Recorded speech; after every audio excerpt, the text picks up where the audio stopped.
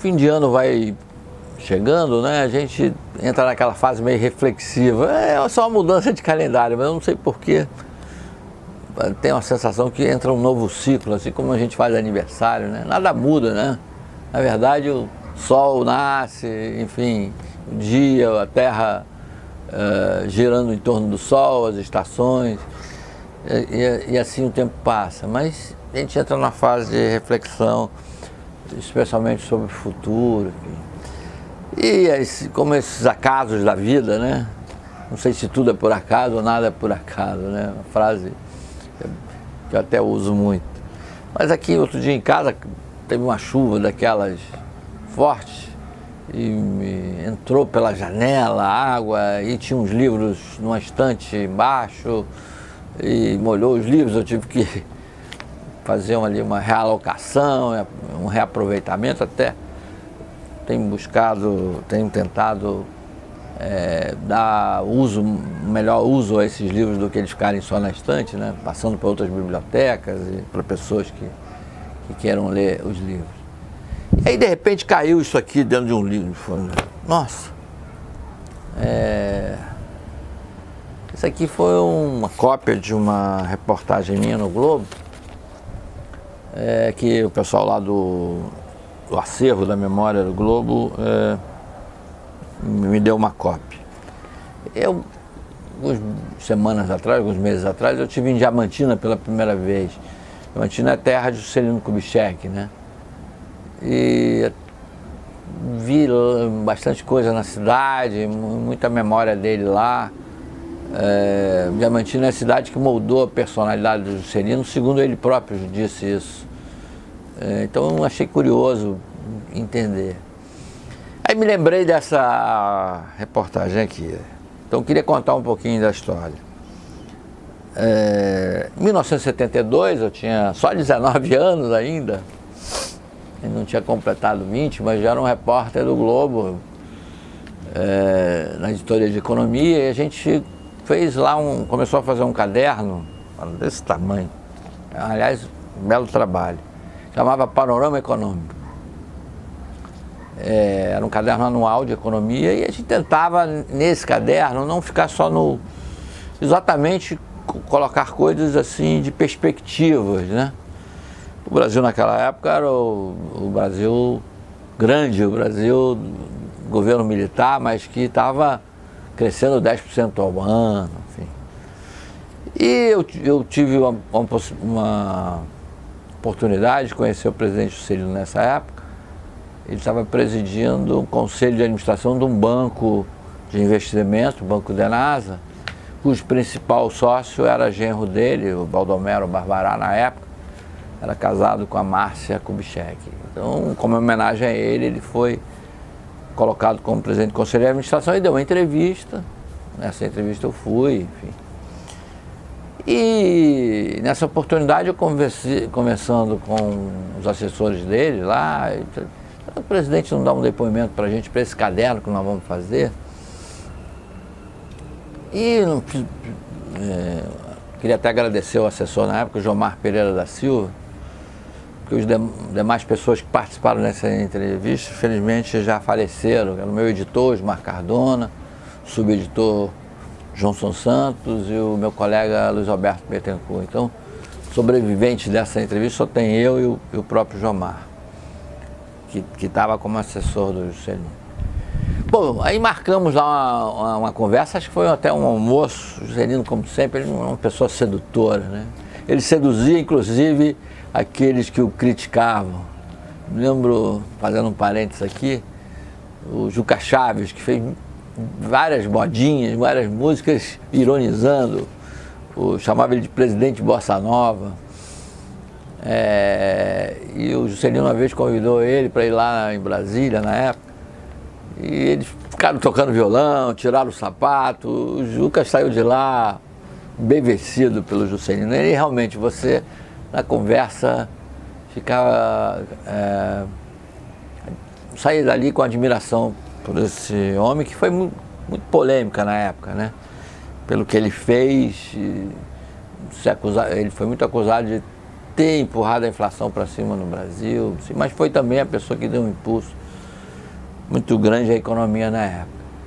E em 1972 eu escrevi isso, passei no papel, acho que não tive nem gravador, acho que foi na mão ali que eu anotei e fiz essa entrevista, mas na época nós consultamos o nosso chefe, grande chefe, que é o Dr. Roberto Marinho,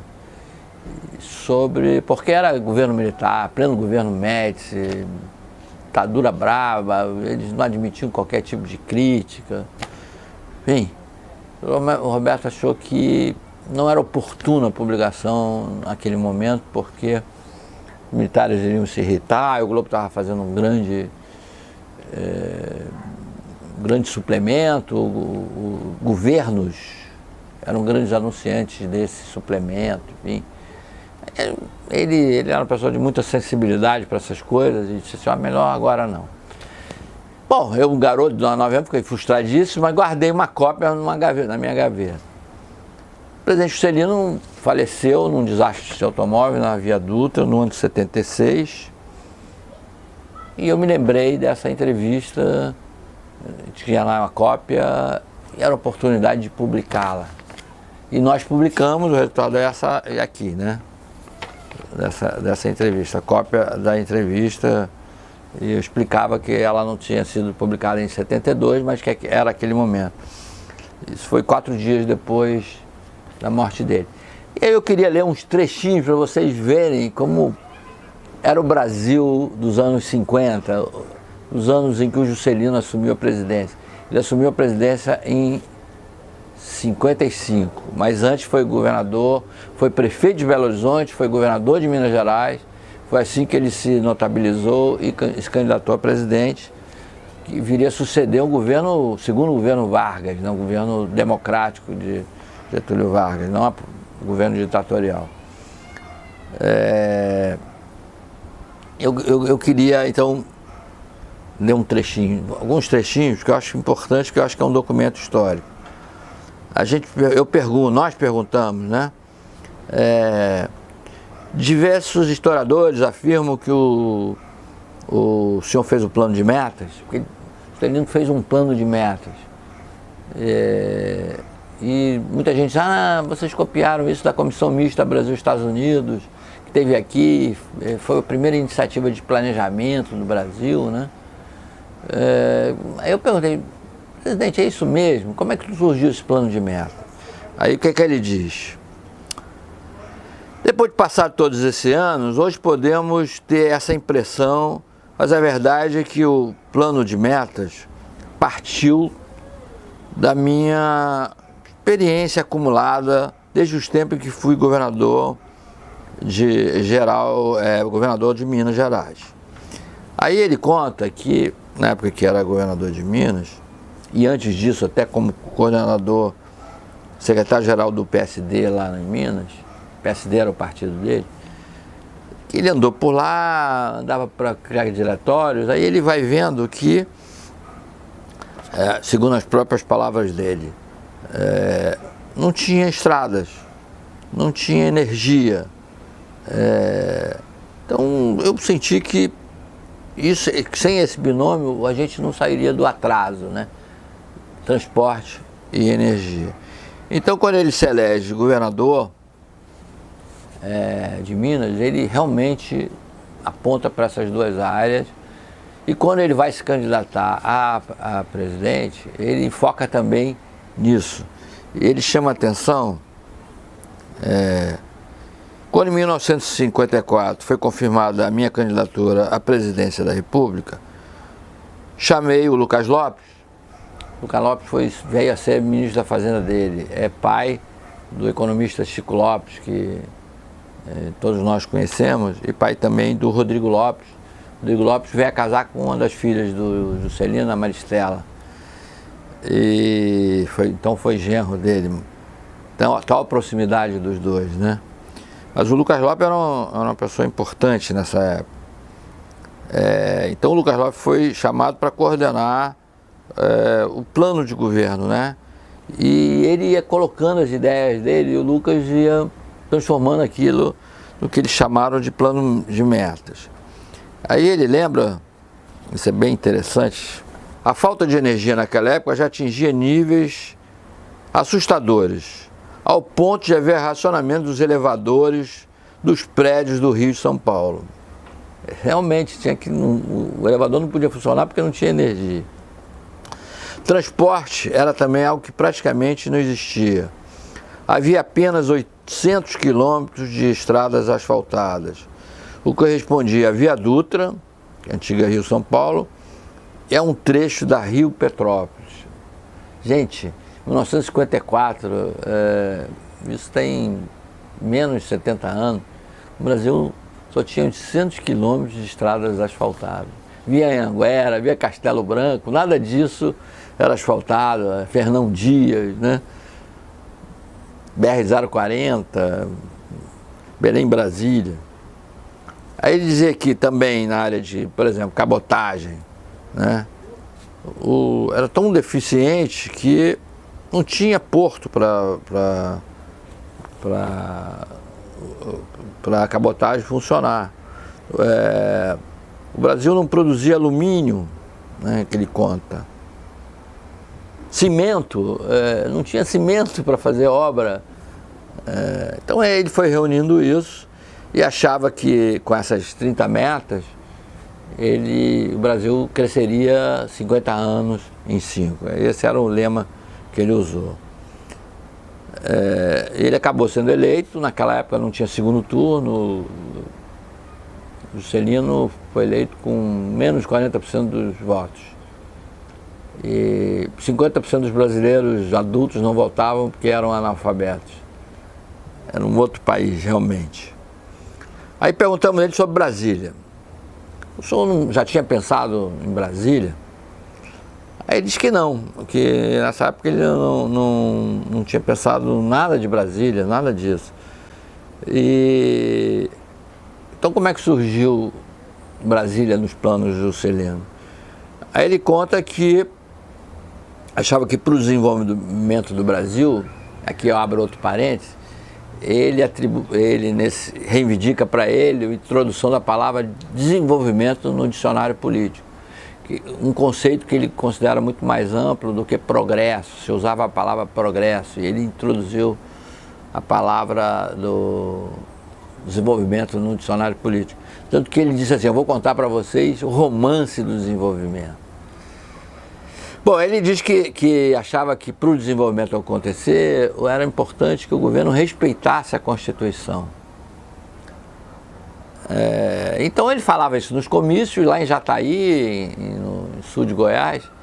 Ele estava fazendo um comício falando disso, aí um cidadão chamado Toninho levanta a mão e diz, então, presidente, se o senhor vai cumprir mesmo a Constituição, o senhor vai trazer a capital para o Brasil Central, como estava ali dito na Constituição da época. Ele parou, ficou assim meio impulsivo, mas com aquela sensibilidade política. Sim, vai estar nos meus planos. Então a Brasília se tornou a meta 31, a meta síntese do plano dele, e ficou marcado para sempre na história pelo impacto que isso aconteceu, né? Aí a gente fala de outras coisas, como as divergências que ele teve com a FMI queria que ele segurasse a inflação mais do que ele estava conseguindo. Com isso, o Roberto Campos, que fazia parte do grupo dele, ele disse que tinha muito poucos economistas na época.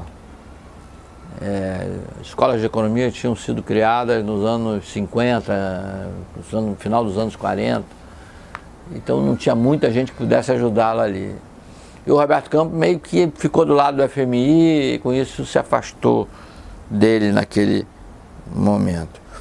Mas aí uma coisa que foi marcante no governo dele foram os investimentos estrangeiros, principalmente europeus e japoneses.